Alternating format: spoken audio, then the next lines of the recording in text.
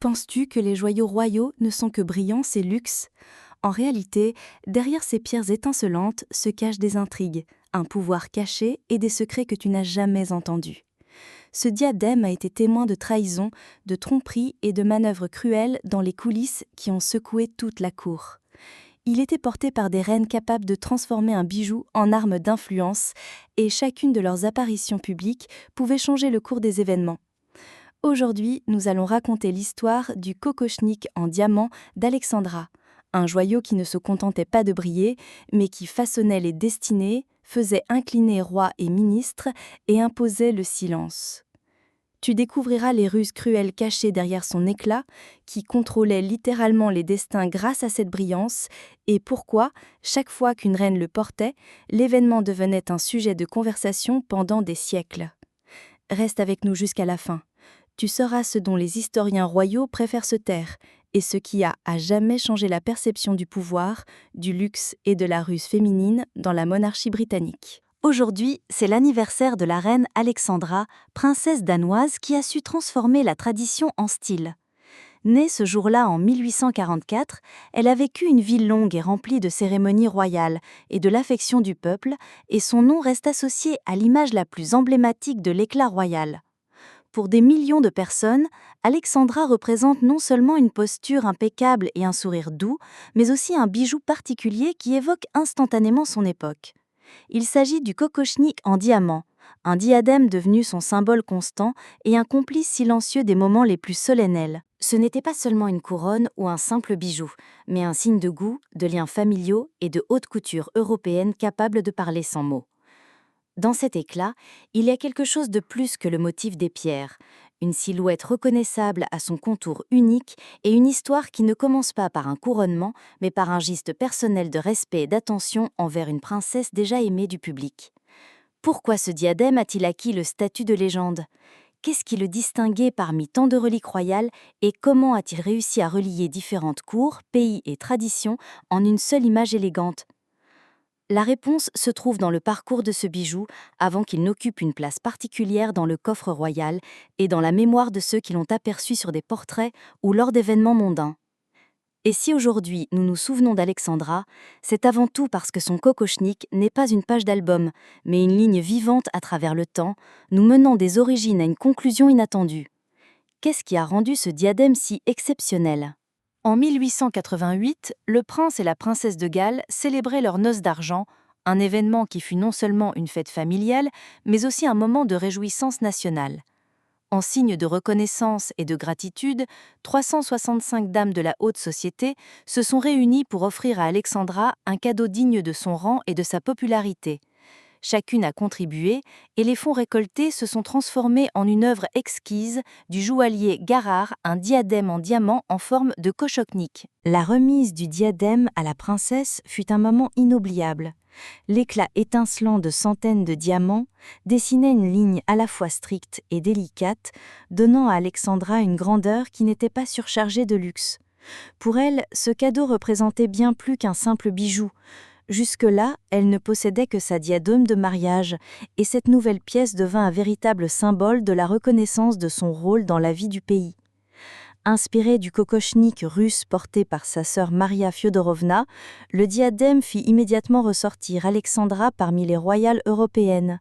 Il semblait relier différentes cultures dans une seule aura scintillante, transformant un présent personnel en un bijou emblématique pour toute une dynastie. Le kokochnik n'est pas seulement un mot du folklore russe, mais un élément symbolique du costume traditionnel porté pendant des siècles par les femmes des provinces septentrionales.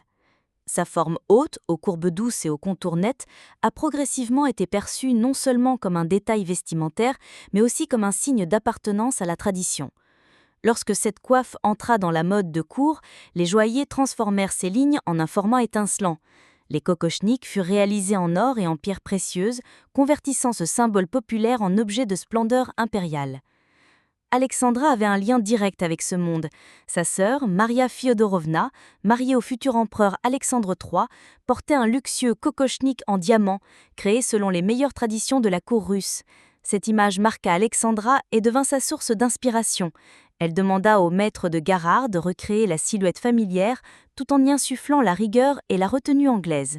Ainsi, la forme russe acquit un contenu britannique, et le kokochnik franchit les frontières de Saint-Pétersbourg et de Moscou. Bientôt, des diadèmes similaires apparurent non seulement en Angleterre, mais aussi dans les collections royales de Suède, du Danemark, de Grèce et même à Monaco et au Lesotho. Né comme élément de la tenue de cour russe, le kokochnik devint un symbole international de grandeur et Alexandra joua un rôle clé pour que cette tradition rayonne à travers l'Europe sous de nouvelles facettes. Le kokochnik en diamant d'Alexandra se révéla pleinement pour la première fois lors de l'un des événements les plus importants de la fin du XIXe siècle, le mariage de son fils, le duc de York, avec la princesse Médéthèque en 1893. Ce jour-là, l'attention du public ne se portait pas seulement sur les jeunes mariés, mais aussi sur Alexandra, dont le profil orné du diadème scintillant devint une véritable icône de la cérémonie. Des centaines de tiges de diamants graduées formaient un éclat uniforme qui dansait à chaque mouvement de tête, amplifiant la sensation de festivité et de continuité dynastique. Mais le bijou ne resta pas inchangé. Quelques années plus tard, les maîtres de Garard apportèrent des modifications importantes. Une nouvelle monture auto-ajustable fut ajoutée et certaines des plus petites tiges furent retirées pour donner au diadème des proportions plus parfaites. Il comptait désormais 61 tiges et près de 500 diamants, le rendant encore plus harmonieux et confortable à porter. Ces ajustements n'altérèrent pas l'essence du diadème, mais soulignèrent l'idée principale. Le kokochnik devait être non seulement spectaculaire, mais aussi un bijou vivant, à porter lors d'un bal, d'une cérémonie officielle ou d'une séance de portrait. Pour Alexandra elle-même, ce diadème devint bien plus qu'un symbole de luxe. Il représentait sa position personnelle. Elle le portait lors des moments les plus significatifs de la vie familiale et de la vie d'État, affirmant ainsi que le kokochnik n'était pas un simple cadeau, mais une partie de son histoire, de ses liens avec sa lignée et de son droit à occuper une place particulière au cœur de la monarchie. Après le départ d'Alexandra, son diadème préféré poursuivit son chemin à travers l'histoire. Il fut transmis à sa belle-fille, la reine Mary, qui savait mieux que quiconque conférer au bijou le statut de symbole. Mary possédait un sens inné de la manière dont un bijou pouvait influencer l'image, et le kokochnik devint l'une de ses marques de fabrique. Cette influence se voit particulièrement sur les portraits réalisés dans les années 1930. Dans les œuvres de A. Wrightson et d'autres maîtres, Mary apparaît coiffée du strict diadème de tiges de diamant qui encadre son visage comme un cadre étincelant délicat. Ces images sont devenues des classiques de l'iconographie officielle de la monarchie britannique, et chaque fois que le spectateur voyait le kokochnik, l'association avec la dignité royale se renforçait encore davantage. Après le veuvage de Mary, le diadème resta en sa possession jusqu'à la fin de sa vie, avant d'être transmis à la génération suivante. Son héritière fut la jeune reine Élisabeth II, alors sur le point de son couronnement. Pour elle, le kokochnik d'Alexandra n'était pas seulement un bijou familial, mais un lien vivant avec ses prédécesseurs, symbole de la lignée féminine dans la monarchie, et en même temps, un défi, comment intégrer une tradition ancienne dans une époque nouvelle et moderne. Avec l'avènement d'Élisabeth II, le kokochnik d'Alexandra brilla sous un tout nouveau jour.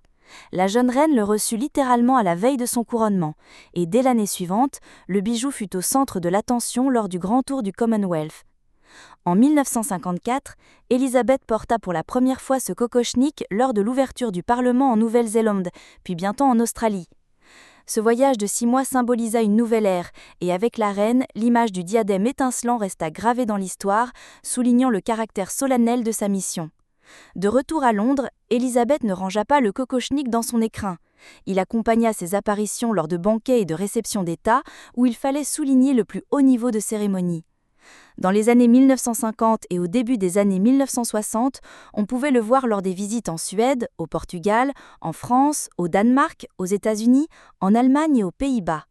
Chaque apparition était un événement car la reine réservait le bijou aux occasions nécessitant une démonstration exceptionnelle de tradition et de grandeur. Un moment particulier fut l'exposition de 1959 intitulée « Le diamant immortel », organisée par la maison de vente aux enchères Christie's. Le kokochnik d'Alexandra y fut présenté aux côtés de pierres légendaires, dont les célèbres diamants Cullinan. Cela confirma sa valeur non seulement comme relique familiale, mais aussi comme chef-d'œuvre de joaillerie. Dès lors, il était clair, le kokochnik n'était pas seulement un bijou pour les soirées de gala, mais une pièce emblématique de l'histoire de l'Empire britannique, réservée aux occasions les plus exceptionnelles. Dans les années 1960 et 1970, le kokochnik d'Alexandra devint un compagnon fidèle d'Élisabeth II lors des cérémonies les plus importantes. On pouvait le voir lors de visites d'État en France, en Inde, en Iran, au Vatican et au cours de longs voyages à travers les pays du Commonwealth. Chaque apparition du bijou rappelait au public qu'il s'agissait d'événements d'une importance particulière, mêlant politique et tradition incarnés par l'éclat des joyaux royaux. Les jubilés occupèrent une place particulière. En 1977, lorsque le pays célébrait le quart de siècle du règne, le diadème se retrouva à nouveau au centre de l'attention. Lors des tournées et des parades solennelles, le kokochnik devint un symbole de stabilité et de continuité, reliant l'époque d'Alexandra à la modernité. Durant ces années, il accompagna également la reine au Canada, en Australie, en Norvège et lors de galas, soulignant non seulement son statut, mais aussi le respect envers les pays visités. Avec le temps, ces apparitions devinrent plus rares, mais chacune restait un événement marquant. Dans les années 1980 et 1990, le kokochnik était moins souvent porté, ce qui renforçait encore sa valeur. Il apparaissait lors de réceptions solennelles en l'honneur de l'Espagne, du Népal et de la Norvège, ainsi que lors de soirées diplomatiques à Londres. Même dans ces rares occasions, le diadème devenait immédiatement le sujet principal des reportages et le symbole du prestige de la monarchie britannique, conservant son aura d'exception. Au XXIe siècle, le kokochnik d'Alexandra continua de figurer parmi les bijoux qu'Élisabeth II portait uniquement lors d'événements d'une importance particulière. Cela fut le cas lors de la célébration du Jubilé d'or en 2002, lorsque le pays commémorait 50 ans de son règne.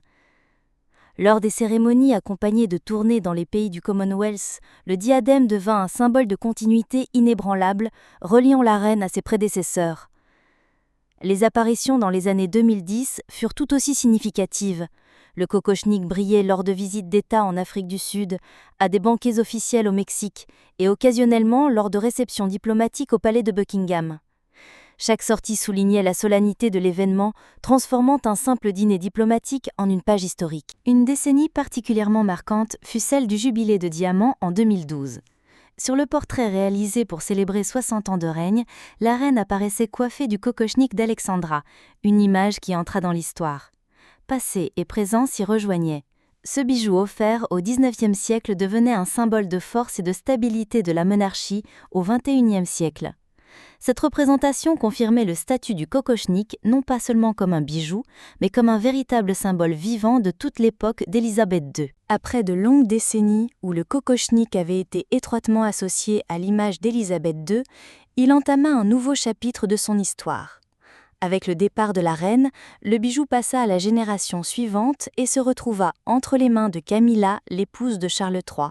Pour elle, ce chef-d'œuvre en diamant devint non seulement une pièce de la collection royale, mais aussi un rappel direct de la lignée dynastique qui relie Alexandra à Mary puis à Élisabeth. Camilla porta le kokochnik pour la première fois lors d'un banquet d'État en l'honneur du Qatar, au palais de Buckingham en 2024. L'éclat de centaines de diamants encadra son visage avec la même solennité qu'au temps des reines précédentes, et le public ressentit immédiatement qu'une nouvelle page de l'histoire de ce bijou venait de s'ouvrir. Le diadème paraissait frais et moderne, tout en conservant son aura de tradition. Et ce contraste renforça encore l'attention portée sur lui. La question principale demeure désormais: Camilla portera-t-elle le kokochnik avec la même sélectivité qu'Élisabeth II, ou apparaîtra-t-il plus souvent lors de réceptions diplomatiques et de jubilés ? Chaque nouvelle sortie promet d'être un événement, car le public attend le moment où ce diadème légendaire parlera à nouveau le langage de la lumière et de l'histoire, reliant passé et présent dans un éclat unique. Le kokochnik d'Alexandra n'est pas seulement un bijou, mais un véritable fil du temps qui traverse plusieurs générations de la famille royale.